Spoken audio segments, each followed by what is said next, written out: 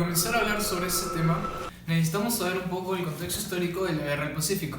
Esta guerra sucedió entre los años 1879 y 1883. Primero, empezó con una disputa territorial entre Chile y Bolivia, pero involucró al Perú por un pacto de alianza defensiva que había firmado nuestro país con Bolivia en 1873. Las regiones en disputas eran ricas en salitre. Bolivia abandonó los combates en 1880 y desde entonces Perú y Chile siguieron la guerra por 3 años más. La Guerra del Pacífico trajo consigo diferentes problemas económicos, políticos y sociales en el Perú. En lo económico, la economía peruana siempre ha estado marcada por decisiones políticas que se tomaron en diferentes épocas.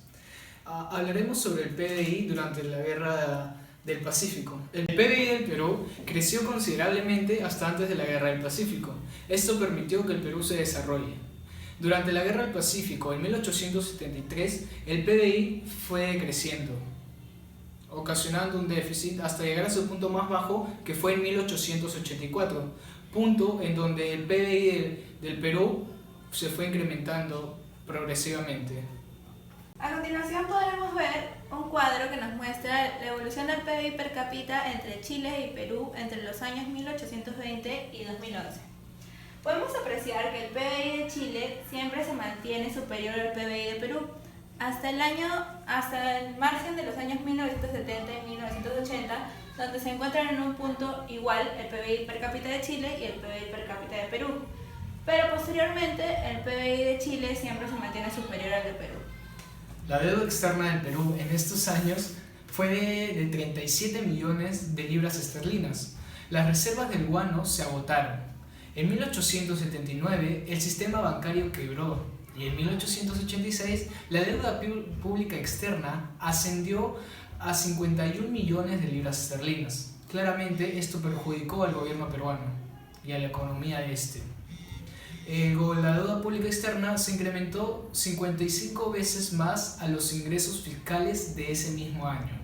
La situación que generó la guerra con Chile es conocida como una de las peores ocurridas en la historia del Perú. Se incrementaron los medios de pago y las instituciones financieras quebraron. Con respecto al desempleo, durante la Guerra del Pacífico, esta bajó considerablemente debido a los diversos problemas que la guerra trajo consigo. Hubo un crecimiento de inmigrantes peruanos en la zona central del país, a causa de la progresiva prosperidad económica de Chile. También hubo una inestabilidad económica presente en Perú, una hiperinflación y devaluación de moneda. También hubo pérdidas demográficas, es decir, bastantes muertes debido a la guerra. De esta manera también podemos ver que antes de la guerra Perú limitaba al sur con Bolivia, pero después hubo un cambio. Después de la guerra ya no limitaba con Bolivia, sino, como podemos ver, limitaba con Chile.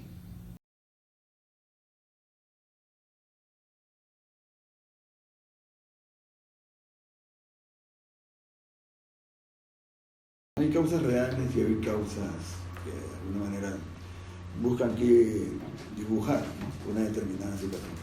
Entonces, acá el tema básicamente era eso, ¿no? Eran los intereses coloniales que tenía Inglaterra y que a través de Chile, ¿no?, logra completarlo. Tanto es así que Inglaterra le regala a Chile 2 buques de guerra y aparte de eso que le arma todo su ejército. Entonces Chile en ese aspecto sale beneficiado. Pero ni los mismos chilenos que estaban ahí sabían que efectivamente estaban yendo a una guerra, porque a ellos les dijeron que estaban yendo a un simulacro, ¿no?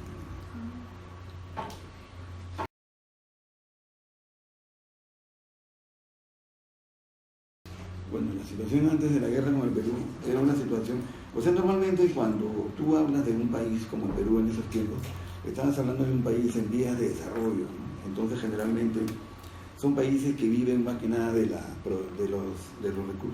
recursos extractivos de la misma tierra generalmente, y eso tiende en el mercado a lo que llamaba Raymond Barre, un francés, el deterioro de los términos de intercambio. Entonces, de alguna manera el Perú estaba bien, pero cuando el Perú estaba bien también empiezan a llegar también acreedores internacionales que empiezan a ofrecer dinero, empiezan a ofrecer fuentes de financiamiento. Y eso hace que se empiecen a generar los famosos empréstitos. Entonces la situación era favorable, pero podía estar mejor. Entonces cuando Perú intenta estar mejor, cuando busca nuevos proveedores internacionales, nuevos agentes financieros, entonces ahí es donde de alguna manera se genera. Y obviamente, como te lo dijo acá el doctor Cruz, obviamente que después de una guerra, pues y más si tú pierdes, obviamente que los efectos son de orden económico y eso repercute a todos los demás, ¿no? Tiene un efecto.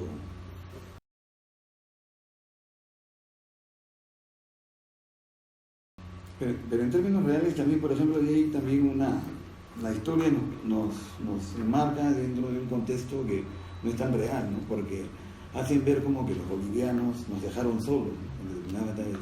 Y eso no fue así, porque los bolivianos lucharon tan heroicamente como los peruanos, sino que lo que sucede es de que el tema eran los gobiernos, o sea, los gobiernos no los aprovisionaban debidamente.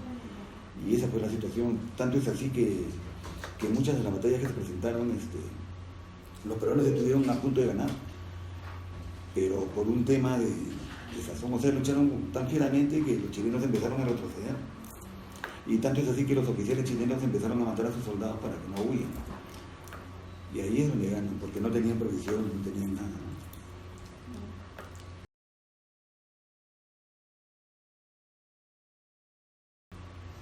¿Cómo se llega a recuperar Perú después de la guerra? Yo creo que hasta ahora no se recupera. O sea, lo que sucede es de que en el Perú hubo un problema, ¿no? Se vino la época del caudillismo, donde determinadas generales, por decirle, o sea, era tanta digamos, la ambición por el poder que se generaron diferentes grupos, y eso hace que no se persiga un solo objetivo, y cuando se persiguen muchos objetivos, entonces se distorsiona todo, y no había entonces el tema es de que en un momento determinado se empiezan a dar las condiciones, porque Perú empieza a generar, ¿no?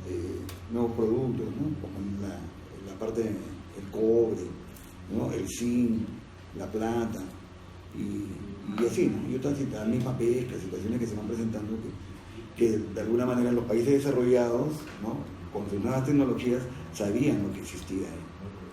Por ejemplo, el Perú tiene supongamos de acuerdo en Ingemet, el Perú tiene una gran, no vendría a ser una mina, sino vendría a ser que se llaman los gases raros, así se llama, es un proyecto que se llama gases raros, que son proyectos donde esos gases raros son los que utilizan, por ejemplo, las tecnologías de punta, las que se van al espacio, y eso es algo que lo tenemos así. Entonces en ese momento también, ¿no? Hubo ese tipo de información que genera expectativas, y por eso que el Perú empieza a crecer en función a los créditos que se necesitan. Y yo creo que hasta ahora no hay un presidente o un líder o una clase política que pueda hacernos desarrollar como otros países, ¿no? Que eso es lo que nos falta. Claro, por ejemplo, para que tengas una idea, un comparativo, por decirte, supongamos el Japón. Imagínate tú el Japón después de la Segunda Guerra Mundial, estamos hablando de Hiroshima, Nagasaki. O sea, ellos tenían, pues, ¿no? Imagínate, después de 2 bombas atómicas estabas muerto en vida. Pero sin embargo ellos, a través del plan Marshall, ¿no? Que los apoyan, que otro esta situación más, ellos dedican el 40% del presupuesto general de la República, que es educación, en educación. Pero lo que pasa es que todos ellos persiguen un solo objetivo y se concientizan. Y entonces esas eran algunas de las diferencias para que tú puedas enmarcar.